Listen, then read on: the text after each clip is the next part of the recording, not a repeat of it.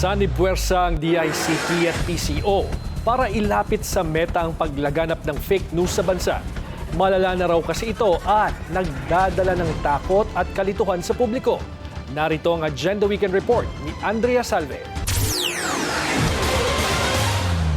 Nakipag-ugnayan na rin sa Meta Platforms Incorporated ang Marcos administration para magpatulong sa patuloy nitong paglaban sa fake news sa gitna ng krisis sa langis. Sa isang liham na pirmado ni DICT Secretary Henry Aguda at PCO Acting Secretary Dave Gomez, sinabi nitong ang mabilis daw na pagkalat ng mga peke, mapanlinlang at nakakabahalang balita tungkol sa presyo ng mga produktong petrolyo, problemang pang-ekonomiya at sa mga umano'y aksyon ng pamahalaan ay labis nang nakakaapekto sa public order, economic confidence at national security ng bansa. Binigyang diin nito na wala pa rin daw patid ang pagpapakalat ng ganitong uri ng mga impormasyon sa kabila ng nauna nilang pakikipag-ugnayan sa Meta. Kabilang sa tinukoy ng mga ahensya ang gawa-gawang medical documents at announcements tungkol sa umano'y sakit o kamatayan ni PBBM. Pekeng mga abiso gaya raw ng pinalalang oil price hike, umano'y energy supply disruption o lockdown, at disinformation laban sa mga financial institution at payment system na maaaring magpahina sa tiwala ng publiko.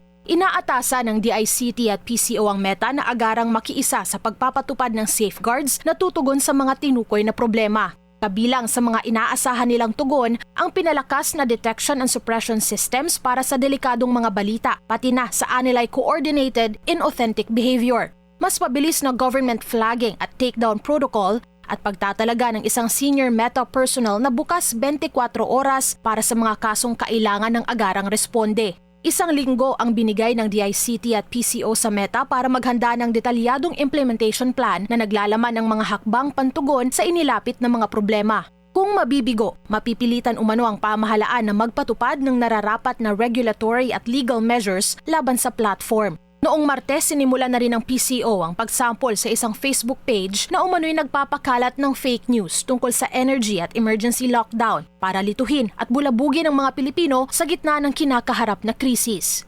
Any attempt to mislead the public about the energy security, supply, or pricing to sow confusion will be treated as a serious offense. We will not let you get away with a crime. We will go after you and hold you to account. Una na ring sinabi ng NBI na kanila nang iniimbestigahan ang mga nasa likod ng fake news tungkol sa umano'y lumalalang kalusugan ng Pangulo. Para sa Agenda, Andrea Salve, Billionaire News Channel.